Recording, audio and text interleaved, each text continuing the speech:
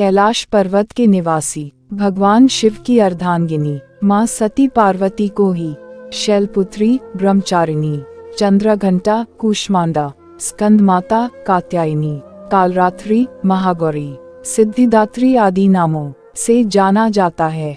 उसका पिता प्रतिदिन दुर्गा की पूजा और होम करता था। उस समय वह भी नियम से वहां उपस्थित होती थी। एक दिन वह सुमति अपनी सखियों के साथ खेलने लग गई और भगवती के पूजन में उपस्थित नहीं हुई। उसके पिता को पुत्री की ऐसी असावधानी देखकर क्रोध आया और पुत्री से कहने लगा कि हे दुष्ट पुत्री, आज प्रभात से तुमने भगवती का पूजन नहीं किया, इस कारण मैं किसी कुष्ठी और दरिद्री मनुष्य के साथ तेरा विवाह करूंगा। इस प्रकार कुपित पिता के वचन सुनकर सुमति को बड़ा दुख हुआ और पिता से कहने लगी कि हे पिताजी, मैं आपकी कन्या हूँ, मैं आपके सब तरह से अधीन हूँ, जैसी आपकी इच्छा हो वैसा ही करो। राजा कुष्ठी अथवा और किसी के साथ जैसी तुम्हारी इच्छा हो मेरा विवाह कर सकते हो, पर होगा वही जो मेरे भाग्य में लिखा है। मेरा तो इस पर पूर्ण विश्वास है। मनुष्य जाने कितने मनोरथों का चिंतन करता है, पर होता वही है जो भाग्य में विधाता ने लिखा है। जो जैसा करता है उसको फल भी उस कर्म के अनुसार मिलता है, क्योंकि कर्म करना मनुष्य के अधीन है, पर फल दैव के अधीन है। जैसे अग्नि में पड़े तृणाती अग्नि को अधिक प्रदीप्त कर देते हैं, उसी तरह अपनी कन्या के ऐसे निर्भयता से कहे हुए वचन सुनकर उस ब्राह्मण को अधिक क्रोध आया।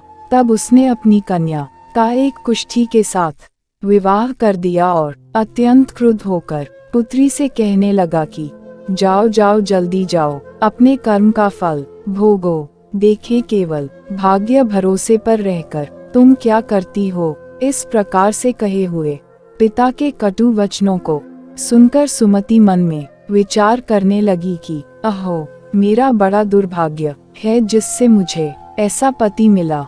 इस तरह अपने दुख का विचार करती हुई वह सुमति अपने पति के साथ वन चली गई और भयावने कुशयुक्त उस स्थान पर उन्होंने वह रात बड़े कष्ट से व्यतीत की।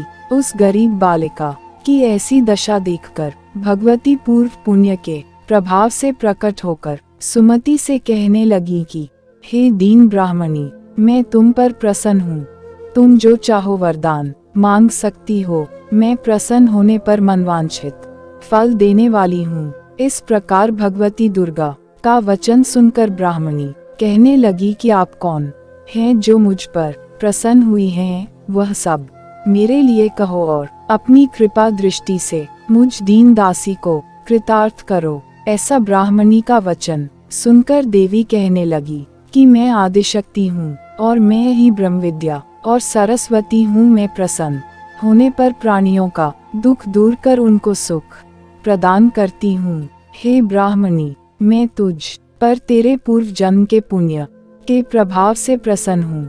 इस व्रत में उपवास या फलाहार आदि का कोई विशेष नियम नहीं।